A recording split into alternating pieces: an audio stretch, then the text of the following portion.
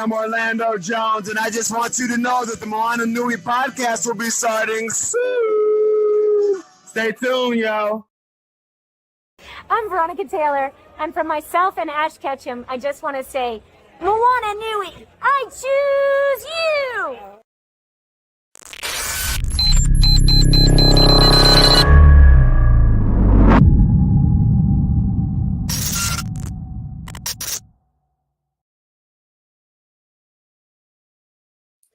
Aloha, everyone, and thank you for joining tonight's episode of the Moana Nui Podcast. I am Dana, the other half of the Moana Nui Podcast.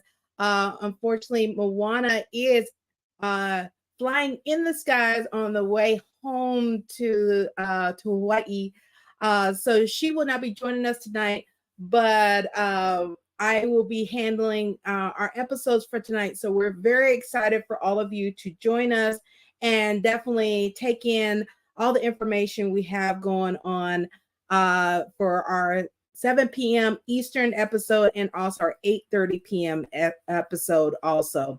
To get started, I want for those that are joining us for the first time, as I've mentioned, I'm the other half of the Moana Nui Podcast. Along with this, I'm an event planner. I do some voice acting.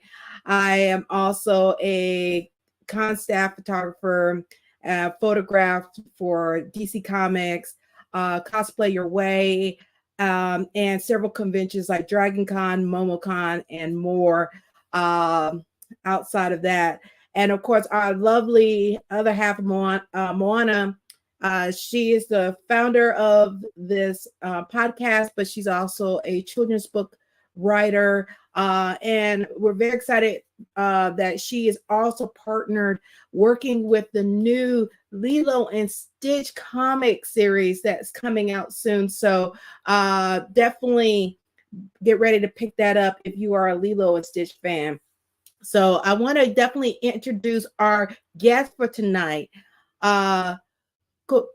Kavika Hoke has been involved in the Hawaii and LA filmmaking industry for over 8 years. Prior to that, he spent 6 years with Disney Entertainment, and his talents have been put to use as a producer, production coordinator, and writer. And he has actively created a unique opportunity for Hawaiian talent and filmmakers to create authentic stories about Hawaiians by those that live on the islands. And one of those opportunities is a brand new series that he has been a part of creating that we're so excited for you to learn about and to hear his story and how about the series, and also for you to get a chance to pick this up and watch it with your family. So let me go ahead and bring him to the front and have you get to meet and know Kavika Hoke. Hello, Kavika. How's it? Doing well. How's it over there? Not too bad. The rain's finally stopped. Like, we lost power, and then the usual I've recently relocated to Kihei. So now I get to deal with Kihei flooding during the wet season. So I'm right next to a road that completely gets washed out, and normally people have the common sense to go, I'm not going to drive down that road. But yesterday, I was privy to seeing not one, not two, but 3 cars that thought, I'll chance them, brah. Oh, no. So there was a 12-passenger van that was just like stuck in the mud and underwater a little bit. Wow. And then like a little Camry and another like car, and they're just, and the lights are still on, and they're like trying to like, I'm going to get it out. And it's like, brah, you're not going to get it out. Unless you got a shovel, you ain't getting out of that mud. Exactly. Well, not only in the islands, but it's everywhere. I live in Atlanta, Georgia, and it is known for that.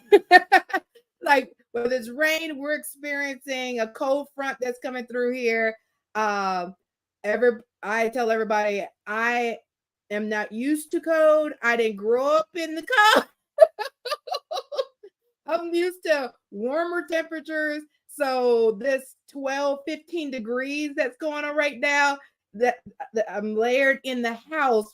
I'm like, no, this is not right. And the fact that some people walk in shorts in this, I'm not.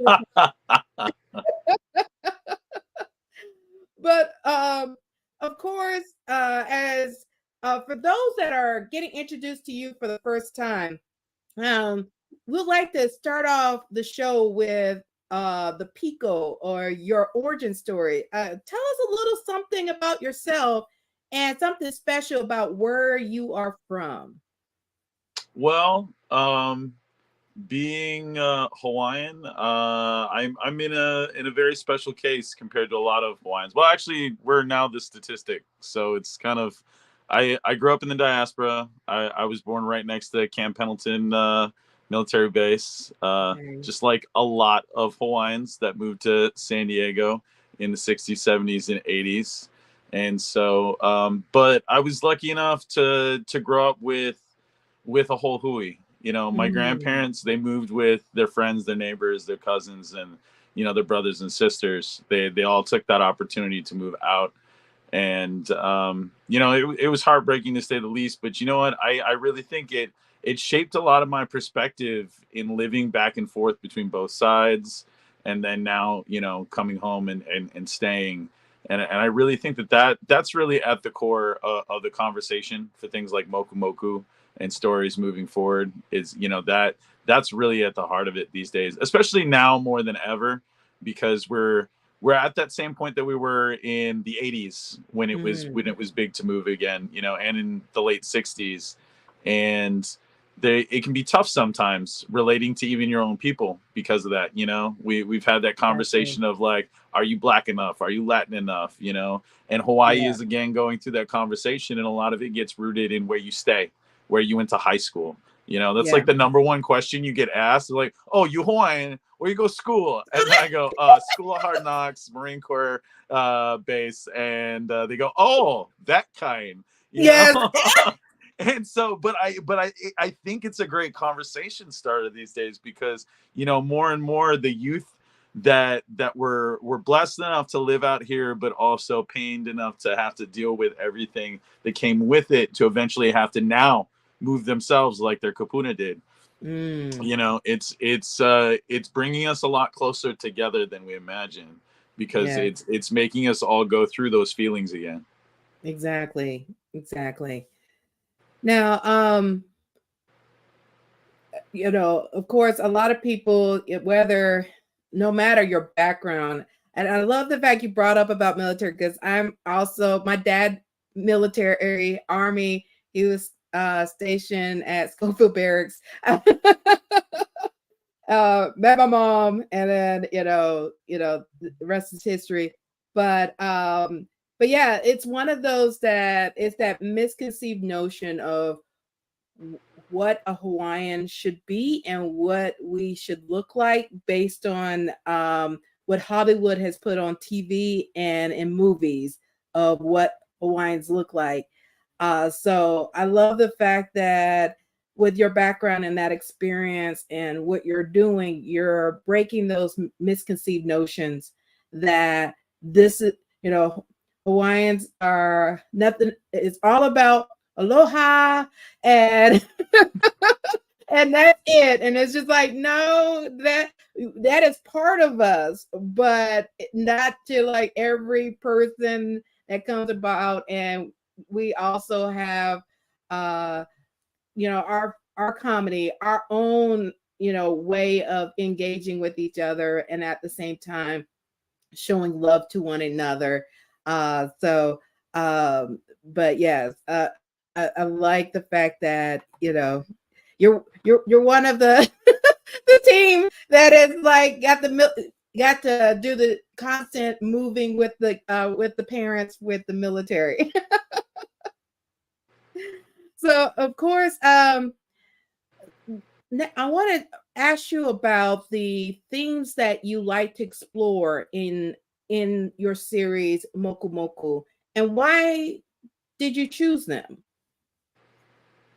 Right on. Out the gate, our pilot that premiered back in December, I really wanted to focus on identity. That's why it's the namesake of the pilot. You know, I've noticed even now at this point, whether you live in Hawaii or you're lost somewhere in the diaspora, Yeah.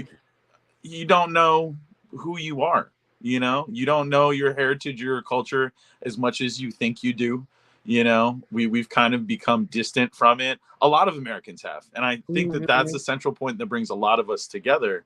You know, in this first episode, is that, you know, we're at an identity crisis and an information crisis in America, and at the end of the day, you know, a lot of what makes us is really just our friends and our likes and our dislikes, more than our history and our heritage and our actual like family values.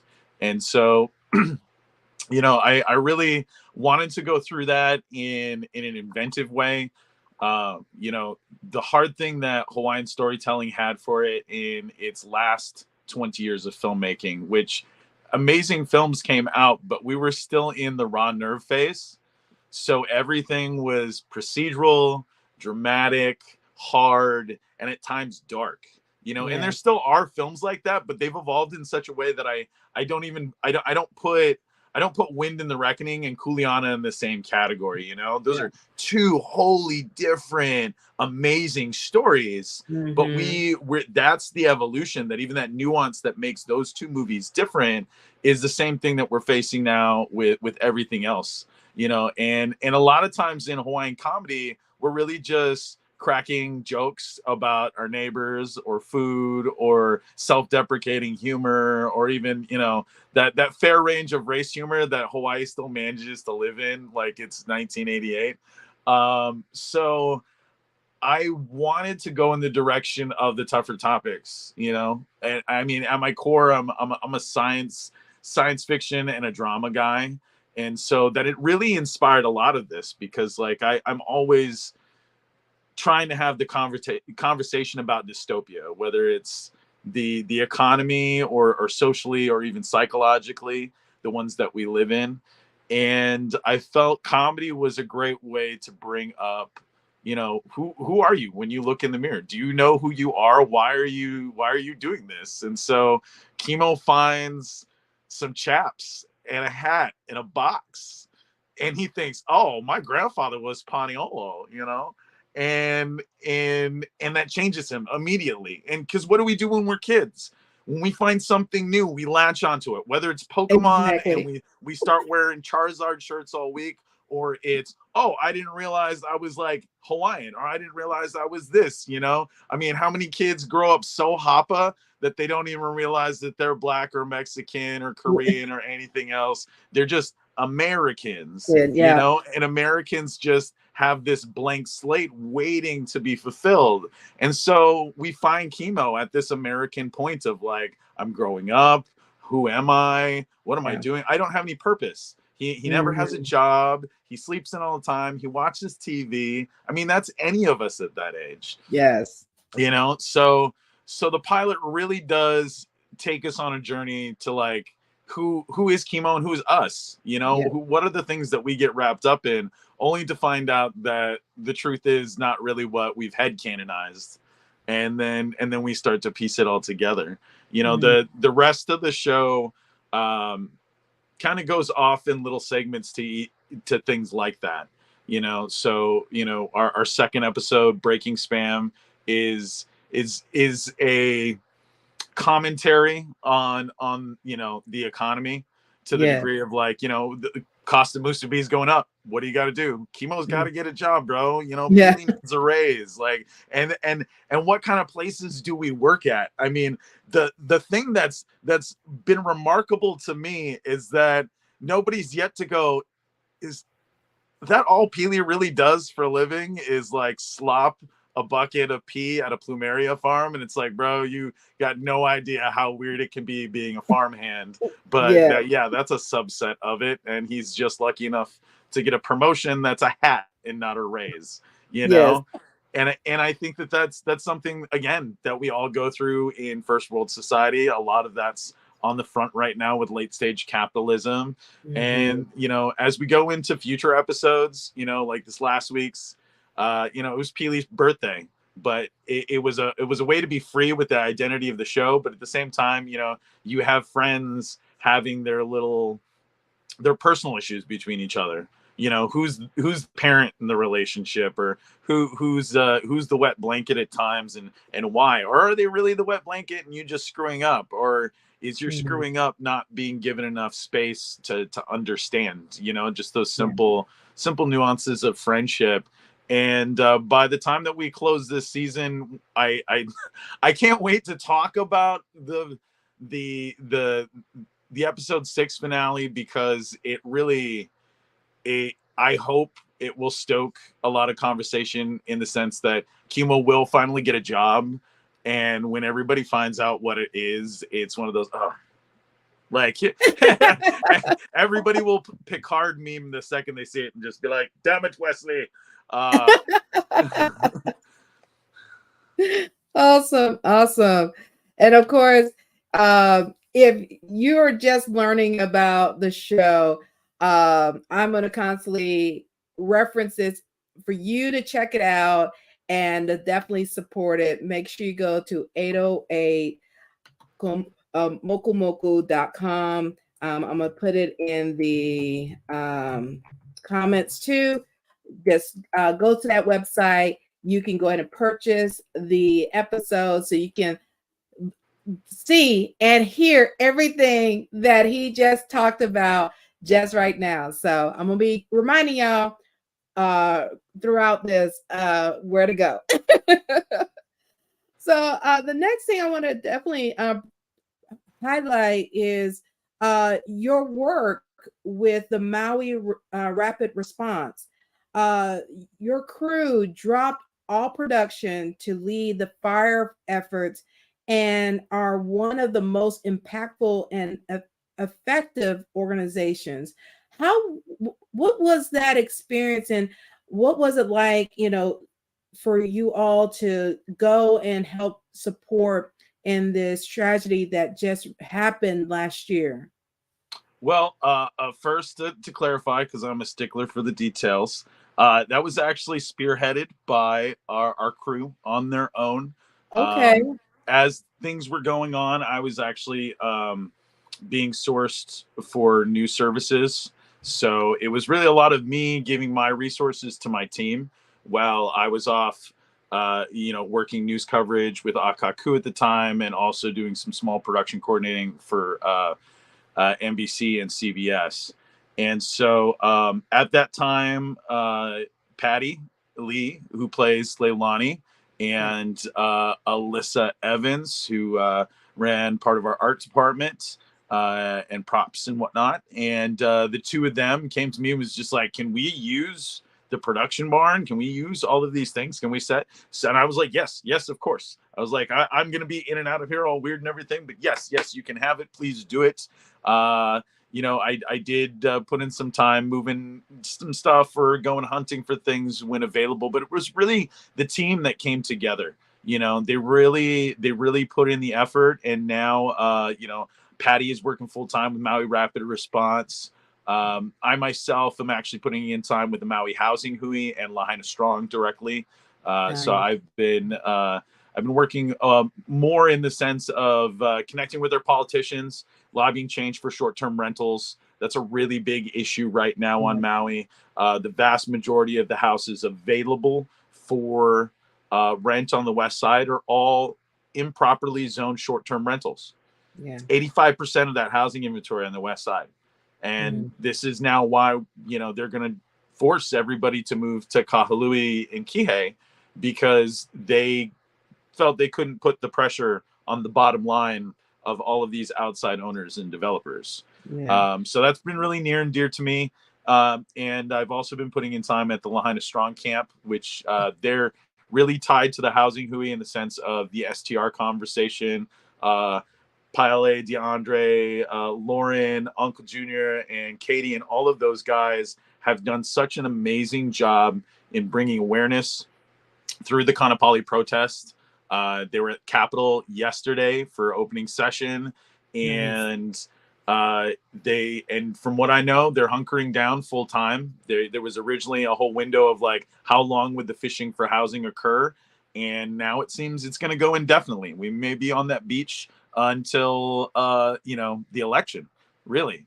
And so we're working on putting together a media center at the Lahaina Strong camp, so that way those on the west side, because it's such an effort to get out of your neighborhood over there these days, whether you're missing a car or you don't have the extra funds, or just to have the time of your day to hula hula all the way to Wailuku and show up for a hearing or a testimony. So Lahaina Strong is working on putting together a media center, much like we had on the Mauna, and it's going to be a place where you can watch all of your community meetings, testify, have help in putting together petitions and organizing for a lot of the awareness for what's going on, because we're so thankful for everything that everybody's done to donate and give us.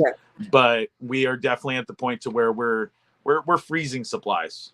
So there's food and there's water and there's diapers and there's formula. I mean, there's a few small things here and there missing.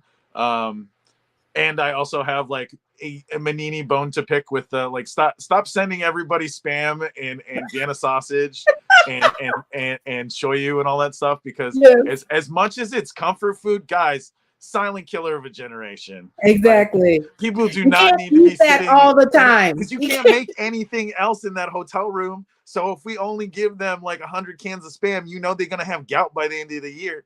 Yes.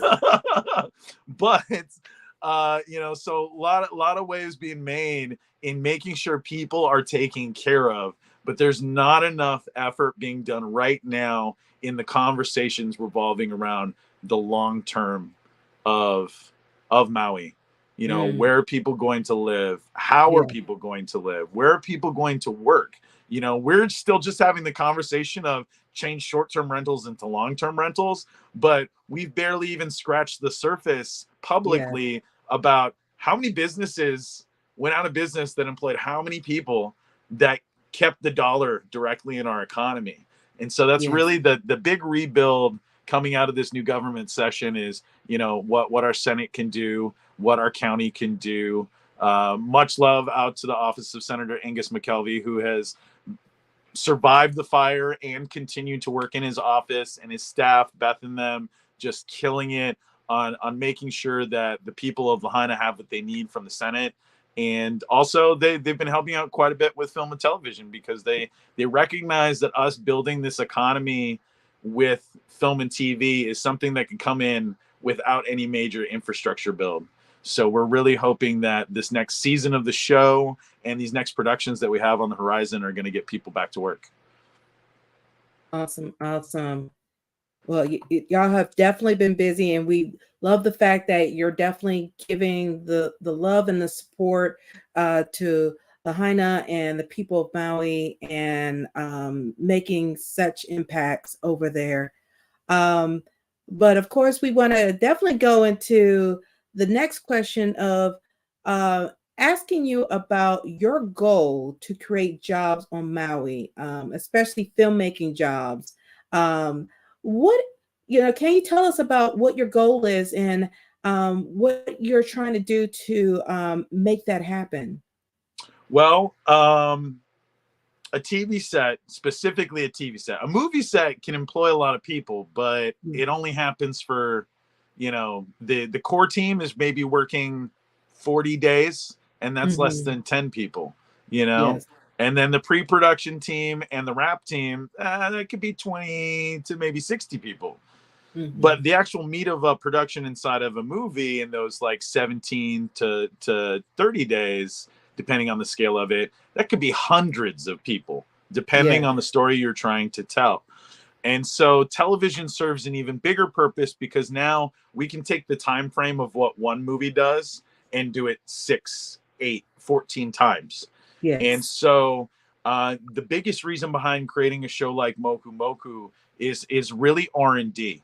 You know, a lot of people are just like, wow, you must be so proud. This is like getting your story out there. And, you know, I mean, it is, but it's not my opus. It's not, this, you know, I was taught at a very young age in my career, you know, to learn to let your darlings go, to, you know, not everything is going to be the best. It may be cult, but it may not. So where we are now, I mean, there's no reason to be top of the list when you still like have a career to grow. So this serves as a great foundation.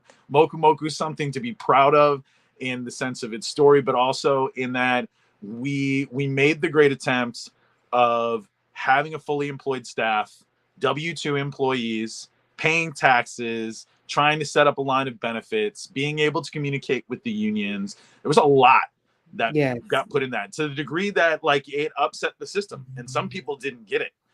And then also it taught us even bigger lessons that like I just learned recently, you know, and I knew that on the scale of working in HR and being a paper pusher, I was like, I know this doesn't work, but the full how, why, like it's never been in my purview. So, you know, like case in point, you know, 1099 employees versus W-2 employees. Yes. And it turns out that Hawaii has a huge problem with plantation filmmaking. We have two worlds. We have the union world and the non-union world.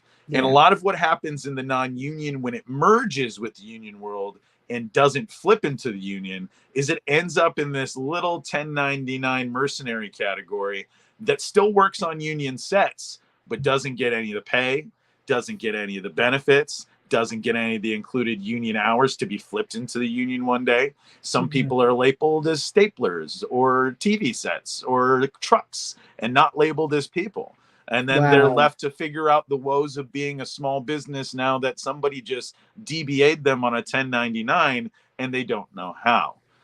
And so it's led to a lot of productions that have come out here in the past decade have been exploiting the workforce. And that's gotten in the way of the county and state backing it, because there's no way that it can back something that's only going to employ on a wage slave scale.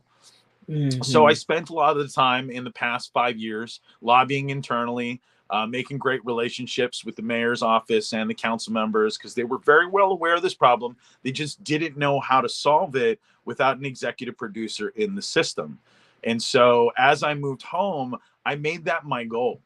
And so with the help of Lōkahi over at the mayor's office supporting us and helping us grow, Councilmember Gabe Johnson, who has been instructing through a lot of this, and not many people say this, but I will one day, if even at like collecting a Tony or an Oscar or whatever, I'd like to thank my payroll company for making this all possible, because out here, people don't realize how limited we are with banking systems, payroll systems, and things like that. So if you want to set up a company and actually like do all of that without having to like build an HR division or anything. And so we worked with Altra's payroll, and they pointed out some amazing things that we just didn't think about, because you have a huge contracting error with 1099ing someone in the film and television business. In a movie, you get a call sheet, and a call sheet tells you where to be, when to eat, when to sleep, when to set everything up, what goes where, and then you get a script and it says what you say. That does not sound like an independent contractor, does it? No, it's not. And so realistically, 99% of what's on a movie set should never be 1099'd, because it's a clear violation of that. So we went through the growing pains of establishing we're a production company and we're a non-union studio. And since we don't have the unions in their payroll systems, we're going to have to make our own so we can do business with them and be respected by them. So that whole process was really a lot of the learning of Moku Moku outside of making a TV show itself. And so the end goal with that is, you know, over time and in years, but this year we're looking to at least triple our workforce. So we're working with a couple studios on trying to bring out some other pictures out here now that they're interested in returning, now that the climate is less crony. And then we have our own productions throughout the year. And really the goal is by April, May, we go camera up, and we're not down until November. Okay. And that the whole idea would be to facilitate a working season of about 30 to 40 weeks for all the professionals on island and all the ones on the adjoining islands that can fly over.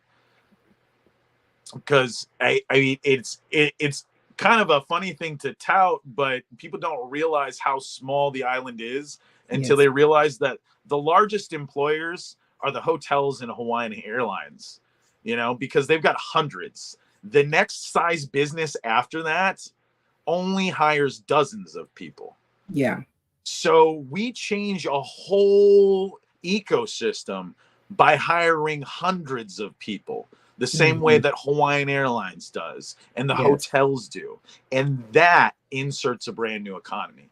That helps take us away from over tourism, and it puts money in our pockets that no one else can provide, you know, and it's a level of money because you don't get paid chump change on a good movie set. You know, you're making union day rate, or at least commercial rate, if you're being respected by a studio or a firm that's going to put the effort into making sure that you're making at least $35 an hour. And that it really has to happen in Hawaii. I mean, it's a crying shame that they're all shaking each other's hands at Capitol Hill right now for making it $14 an hour.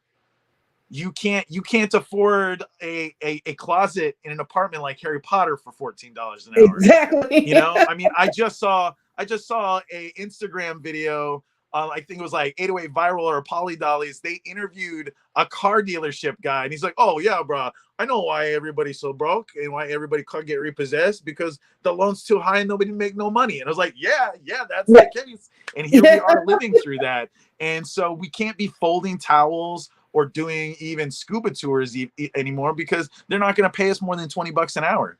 And that doesn't even leave us anything for our savings. We're living hand to mouth in Hawaii. So I feel that the only way to give us a leg up is to introduce something to the economy that's going to take all of our skill sets, put them to work, establish an industry. Because unless you're Waikiki Strip and wearing grass skirts on 5.0 or Magnum, or just, you know, insert Belisario production here, it really there's no Hawaiian Hollywood that's truly like come together yet. I mean, we have HIF, and we have all these independent filmmakers, and we have little groups like Creative Lab and High Filmmakers and these guys, but there's no real force that could come together as a whole kingdom and wave a banner like the Koreans did 6 years ago when they really came to the front, like Africa's doing right now.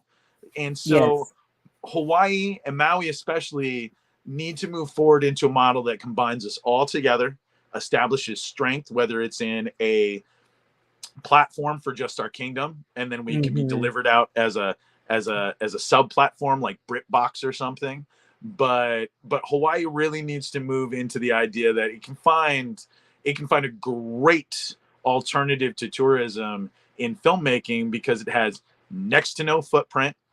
The setup costs are no different than any other business. And the best part is it keeps the dollar in the community, because how are you going to make a movie? You know, oh, you need catering. Well, there's how many choke catering companies lying around, you know, you need something built for the set. How many great guys do we have that could build us things? And not many people realize it, but we have a UH campus out here with a filmmaking program being run by the ever talented Brian Cohn and Adiel Ed and Barry Wurst. And those guys are churning out the most talented hamas. Nice. And it's just one of those, like you said, just bringing it to light and getting involved with the community to give those jobs. And speaking of that, you know, you also, in a different way of being involved with the community, you are also involved with Maui Comic-Con. How was it in this year? And for those that are not familiar with the convention, what can they expect on how and when is it so they can try to attend? Well, it's a good small town convention. It happens first or second week December every year. We had it first week of December this year. So it usually rests around there.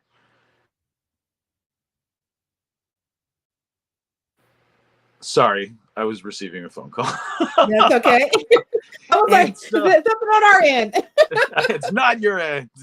So Maui Comic-Con happened December 9th this last year. And great small town convention run by Alika Seki and his team. And well, I should say, like, I'm kind of a part of the team now. So I got pulled into it the year before last as an MC and as a sponsor, and then slowly kind of became a just a extra meeting committee member, and then turned into, Alika asked me, like, one day you're going to take this over because I can't do this forever, because every convention gets passed on to somebody else, Exactly. So it's like the Yaya Sisterhood of the Traveling Pants, but with conventions, And so what's really great about it is we have so many amazing hand-drawn artists, and not many people realize how many great people in comic book history are related to Hawaii and Maui in a sense, and how that leads them to want to come to a convention like ours. And then also throw in the fact that, like, Alika's the guy that you talk to if you want comics, if you want collectibles, if you want to, like, the most salacious part to me, which was beautiful at this last Comic-Con, is I literally got to spend a mid-con party in a Chinese food parking lot, doing back of the truck deals for Super Nintendo cartridges. All right, that's how, like, and we're not talking like, single round duplicates of like Super Mario Bros. We're talking like unopened, like Return of the Jedi, like, $500 boxes of Super Nintendo games. And so, like, that's really a testament to, like, the kind of, like, quality that Alika's working with and he's procured over time. So as a collector, he's number one out here. He's a collector's collector, and that really shows in the convention. It's got 2 great halls for the attendees.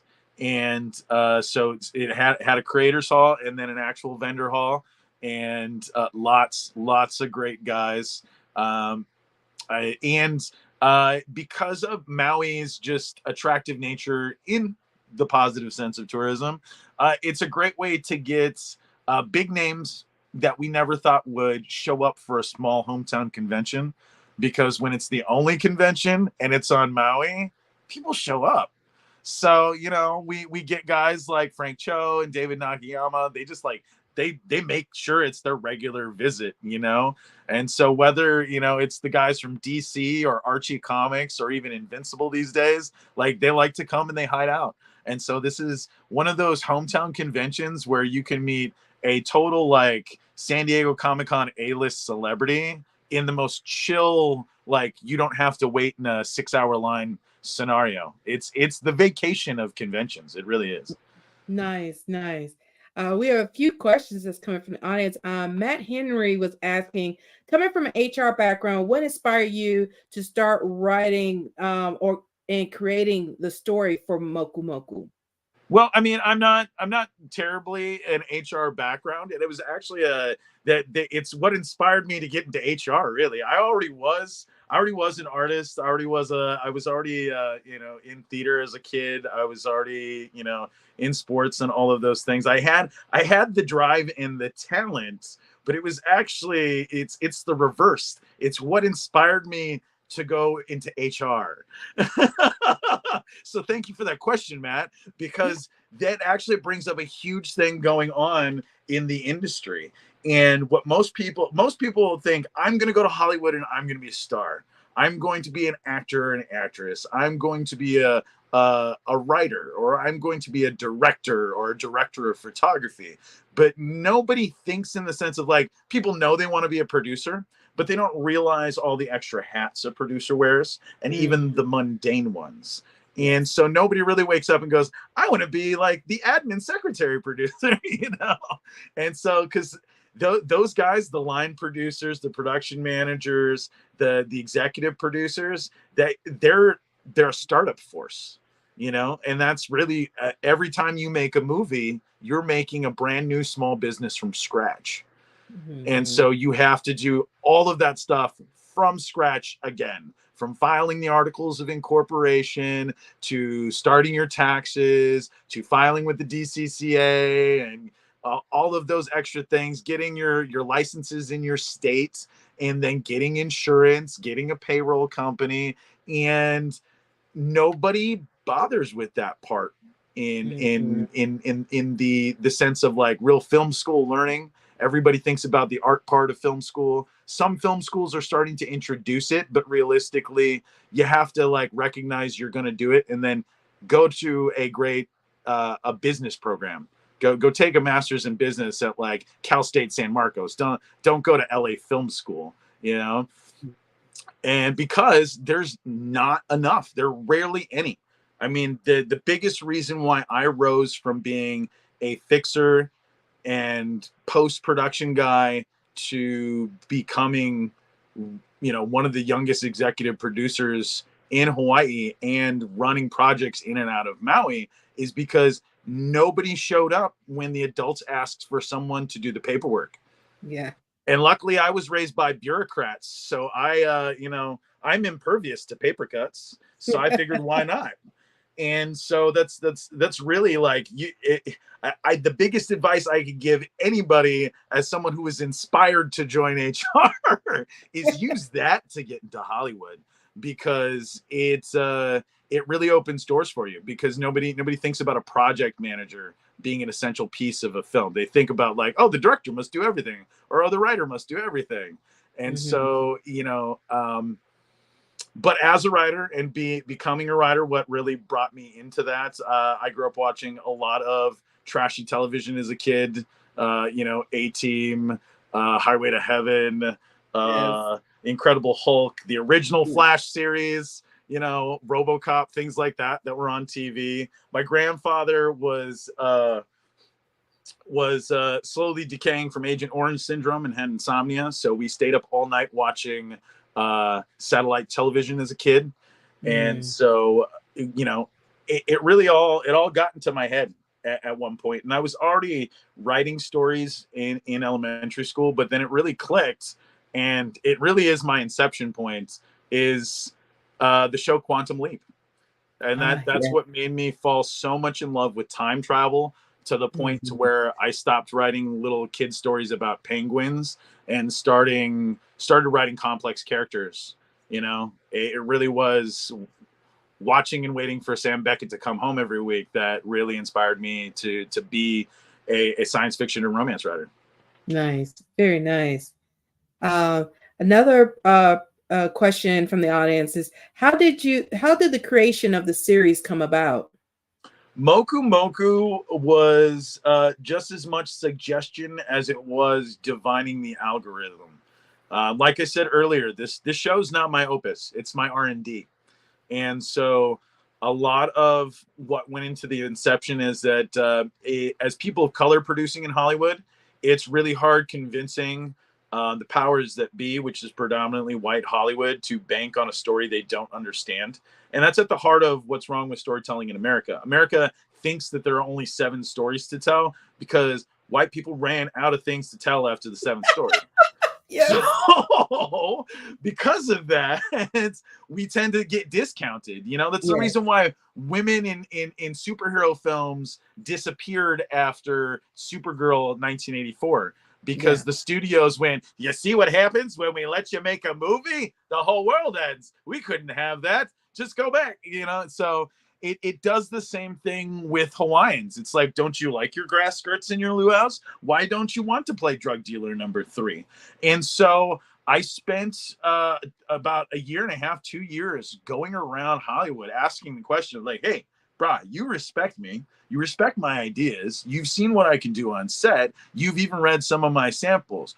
What would I have to write and produce for Hollywood to pick it up? Because there's nothing in the mandates that says that you'd want something like this. Yes. And there's all these people that create these checkbox organizations inside of Hollywood that say, oh, if you bring us this, we'll give you this opportunity. But when you bring them what's authentic Hawaii or authentic Mexico or authentic Africa or Haiti or whatever, they just like, whether like it's like colonizer guilt or something, they're just like, oh, this isn't real to me. I can't discuss this. So it's just like, so to prevent that conversation from happening when I got to the pitch room, I had to go around. And so, and more, it was like, okay, if there's a catalyst point for television, for any culture, it's starting at TGIF. Yes. And that's really what all that asking around got me, is I recognized that Hawaii hadn't had a TGIF lineup ever. I mean, we had All in the Ohana, but it was so short-lived that like either you know, or you don't, and then you find out and you go, oh, that's cute, you know? And so I felt that was our inception point to where the studio, the economy, and the storytelling could begin. You know, in that same sense of like where Dolomite started real Black filmmaking, because before that it was white people taking brothers and sisters and putting them in their pictures. And for as homaging as it was to put things like Dolomite together, that created freedom for an entire people.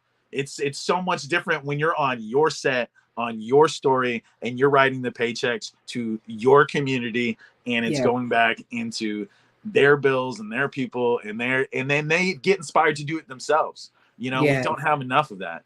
So I was like, what's our Dolomite? What's our challenges of the unknown, to make a rebooting DC reference, you know? Like, so I was like, we have to go in this family TV direction, but at the same time, a lot of people were like, oh, well, what about Reservation Dogs? And like Letterkenny's pretty like rural, so why not like that? So we were like, okay, we have to survey those instances. And you know, it was interesting, we did put some of those Letterkenny-esque elements in, but when you put them against like what we really want to do with storytelling in Moku Moku, it really, you want the Hawaiian style to take over. You know, and that's where I think our best success is establishing it's a baseline, and that's really what really brought me to the show. And it was a series of friends that were like, hey, you could write this, you know. And so we debbed that for over 2 years, and it was a lot of work between Jonathan and I, and Brad and Patty and Austin, and we really had to look at how to write for the island instead of writing for our egos or our fan base that we don't have yet. And so it was a matter of figuring out like what kind of talent we have on island. And that's what really led me into like, okay, we start with a trio comedy, but it will expand into an ensemble. And that's really like the takeaway I took from Reservation Dogs. It wasn't that like I wanted their storytelling style, because that's the res. We're, you know, we got the homestead, they got the res with two different lifestyles. We get paired in the same places. But what I really took away from it was its telenovela format of being able to switch between characters. That you can invest in our three main kids, but then you really want to go off into the corner and follow Uncle for a day. Or like, oh, what's Ikaika doing? Okay, he gets like 3 episodes. Let's do this. Or who, you know, or where does Pili go when nobody else is looking? And so it really, it's trying to fulfill a need to just start what will be, you know, the standard for Hawaiian content output. Very nice. Very nice. Let's see. Another question coming from the audience. They wanted to know, since being in going to Lahaina and to Maui, they want to know, how has things changed or not changed since August there? Things that haven't changed. The government's still crony as ever. Uh, there were a couple people that retired from offices that we're glad to see leave. We know what we're talking about. But as far as the things that have changed, we're all still going through the things we miss, whether it's our houses or our favorite hangouts or our friends in some cases. So there's mourning, but I really feel that we're in the resiliency and move on phase, and not in like a negative or very stoic tone, but in a very just a community grieves as a family where we're moving forward. What I see happening because of the groups that I have time with is, we're seeing more action politically, which I'm hoping picks up, which I'm looking at the whole world. It's an election season. Yes. Vote, please re-register to vote. Actually, anybody from Lahaina that's listening, hey, remember, bro, you just moved your house maybe like 6 times. Go make sure to check sure that you're registered to vote for wherever you stay now. So that way you can go to the polls correctly and nobody screws you out of it, Yeah. And then that's a hard thing to think about. How many families are going to move out of the West Side or have moved out of the West Side, and that changed voting for an entire district? What's going to happen to a whole neighborhood because the people aren't there to vote anymore for it? And that's slowly starting to happen now. So, we're very much in an activism phase, but when isn't Hawaii having to protest or stand up for itself? The economy has gone through a couple interesting lulls because of the supply chain increases through great organizations supplementing food and supplies to people. The supply and demand changes changed to the degree that for the first time since I can ever remember, I bought a gallon of milk for less than $6, which you normally can't buy a gallon of milk for cheaper than $15 out here.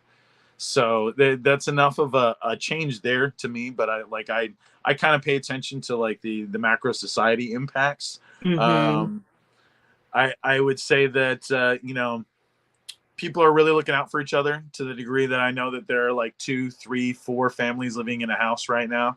So, if you see somebody or you want to help somebody, there's a lot of stuff that they're hiding from plain sight because they don't want to talk about the fact that they got to share the bathroom with 10 people, Yeah. So we need a lot of patience and understanding for people that are going through these things because,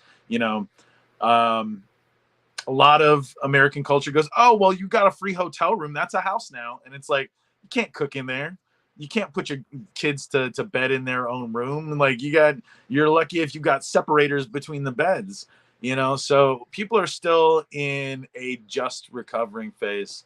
And we're hoping that, sooner rather than later, we can start coming out of it. Okay. Awesome.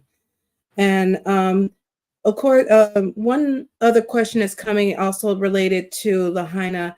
They want to know, like, what have you've seen in terms of the housing crisis there, and along with how to deal with the mental depression and suicides that's been rapidly going up with the families there?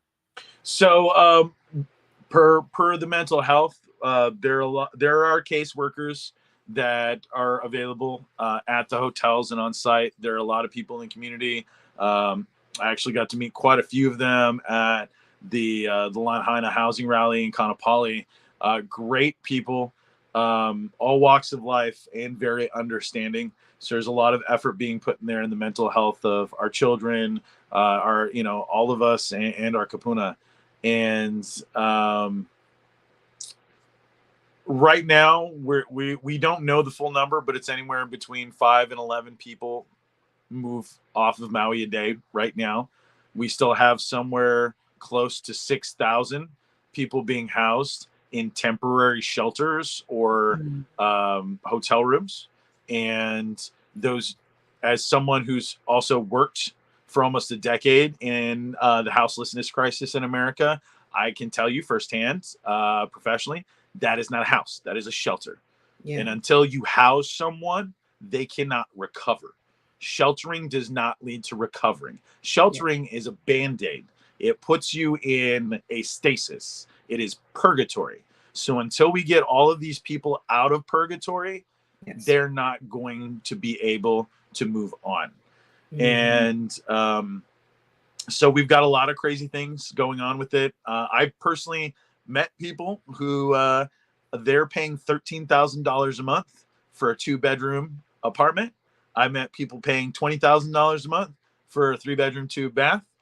I've even seen a property that I was renting go up another $3,000 and get split into a quadruplex.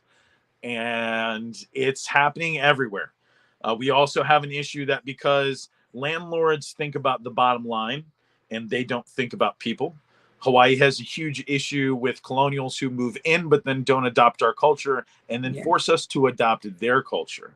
And their culture is the dollar, and their culture is not people. And so then they turn around and they've now been offered by the governor subsidy to house people affected by the fire. But in order to do that, they've got to kick out someone that already lives there. Yeah. So they're evicting Kanakas, locals, Kama'aina, and even other visitors in Malihini. But these are people that are already there, that already have a contract, that already have a promise. So whether it's, you know, the crazy chicks that I can't take that move here every 6 months and think they're going to like become some water bearer and whatever, all their weird stuff. Like it doesn't, human beings are human beings, you know, but we've got families up country. We've got Hawaiians throughout the county, and they're now being told that they have to move, and it's not any of their landlord's problem, and they have to go. You know, and then that's a big reason why I went off to work with the Housing Hui and with Lahaina Strong, is that plenty of people can get diapers and Infamil right now, but right now nobody really knows how to get to the information or a solution that's going to keep over a roof over their head. I mean, the people in the hotels have to check in every 2 days. It's like doing unemployment benefits. They're like, did you look for a house today? Will you look for a house tomorrow? What kind of house did you find? What's the price? Oh, I'm sorry. Well, then it looks like you looked for them, but the inventory is out. So here's a pillow for your car, and we'll talk to you never. And that's really where we're at. So we really need to just, you know, and people throughout the continent, the diaspora, and the world right now, if you're listening, you can help. There are petitions that are going out. You don't have to be a resident, because the biggest thing that the state and the developer corporations are playing against us, they're trying to make us mad at the tourist. They're trying to make us mad at the hotel. Okay? The hotel, like I said earlier, largest employer on island. So we know where our bread's buttered. We're not going to lead a coup against the hotel. We just want to put short-term rentals back in the box, because even that's killing the hotel business. So you solve the short-term rentals, you solve over tourism, you make the hotels happy, you make the guests happy, because all the experiences are fine-tuned and in a better place for them. So there's no reason for us to be mad at the tourists, no reason for us to be mad at the hotels. We've come together closer than ever. I spent the week of Christmas on Kaanapali Beach running the info booth at times for Lahaina Strong, and I met so many tourists that went, I didn't know. The news doesn't tell me. America doesn't care. How do you make me care? And they all wanted to care.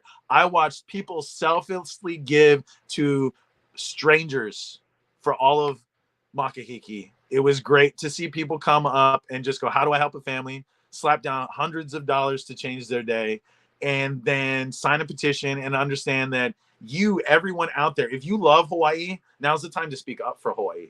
Yes. Because you need to tell everybody, like, we don't buy your bill of sale here. We don't need your version of tourism. We don't need your version of corporate Hawaii. We want what made Hawaii Hawaii. Hawaiians, you know? Yes, exactly. All right. Well, of course, we're getting close to the top of the hour.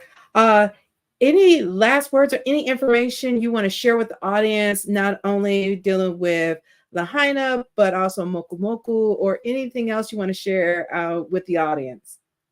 Like I said, if you'd like to help Lahaina, check out Lahaina Strong. They're on Instagram at official Lahaina Strong. Pale and the boys out there and all the gals, they're really doing the big political work. If you'd like to help an organization that has actually got boots on the ground and aunties making a difference in communities, support Maui Rapid Response. And, if you like what you heard about Moku Moku, please, by all means, 808mokumoku.com. You can find us on all social media platforms at 808mokumoku.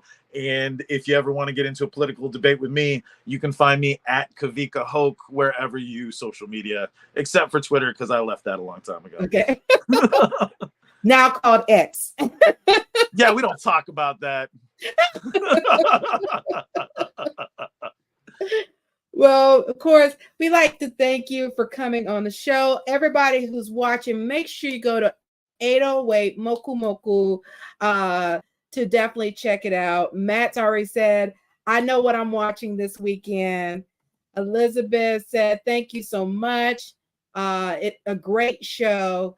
So everyone, thank you for definitely tuning in. Definitely support both Moku Moku going to their site and their social media, but also the organizations that would mention that you can give support to Lahaina and the people of Maui that desperately need it. As any of those that have been watching the show, you see we have a QR code also that will, you scan it, it takes you to the information about what's needed in Maui, the organizations that are boots on the ground that you can support. Instead of sending your money to an organization and you don't know when or where it's going to get there. These organizations are on the ground, have been helping since day one. So we want to make sure that you can do that. If you're in the diaspora and you can't get to Maui, definitely support with your money, sharing the information out there so more people can be educated, because as we know, once something's not hot with the news, it goes back of the mind and no one hears about it and everybody thinks everything's okay. The best example, we know how long it took New Orleans and Louisiana to recover from and still is recovering from their disaster with the hurricane. Parts of Puerto Rico still don't have power. Parts of Michigan still have bad water. Exactly. Parts of the pipeline across the Midwest are still leaking. America does not solve its problems. It lets them fester into wounds until it kills communities of color. So please, if you appreciate your communities of color and the rich culture and heritage that they bring to your community, to this country, and to the world, go directly and support them. Exactly. Because a lot of times most people think if I don't see it on the news, everything is good. But no, you end up finding out from all these places, they've been dealing with it for years. New Orleans, Puerto Rico, they've been dealing with it for years. And it's just because you haven't heard it doesn't mean the issue has gone away. And just because you're not hearing about Lahaina anymore in the news doesn't mean everything is back to normal for them. So definitely keep yourself connected and learn more. And then, of course, like, follow, and subscribe to the Moana Nui podcast on all social media platforms so you can continue getting connected through all of our guests to be educated on everything regarding living in the diaspora, topics connected to Hawaii, but then also other things that can help you and grow you within the community. So once again, thank you for tuning in. Please tune back in at 8:30 p.m. Eastern. We have our next segment for our Develop Your Talent with Kapua. They're going to be covering about establishing and leading with your brand. So if you are working in corporate America or you have your own business, your brand means a lot for people to know who you are as a person, but also your business. And you need to tune in so you can learn to do that to help you grow within corporate America, but also grow your business and have people come to your business because they know your brand and who you are. So definitely tune in at 8:30 p.m. Eastern for that segment. And we thank you all for tuning in. You and everyone, you have a great evening and we'll talk to you soon. Bye, everyone.